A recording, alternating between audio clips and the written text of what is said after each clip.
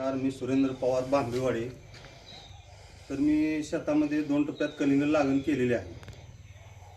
त्याच्या सुरुवातीपासूनच basal dose भरल्यानंतर च्या अगोदर पण गांडूळ खताचा वापर केलेला आहे. शुभम गांडूळ खत उपळाई यांच्याकडून गांडूळ खत, परत हॉर्मी वॉश हे मी सुरुवातीला लागण केल्यानंतर रोपाचे 3-4 दिवसांनी सोललेलं आहे. परत सेटिंगच्या वेळेस एकदा सोललेलं आहे आणि कलिंगड फुगणीच्या वेळेस पण एकदा सोललेलं आहे.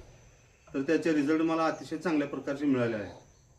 आणि मी नंतर एकदा अजून नवीन प्लॉटला हॉर्मी वॉश घेण्यासाठी यांच्याकडे आलेलो आहे.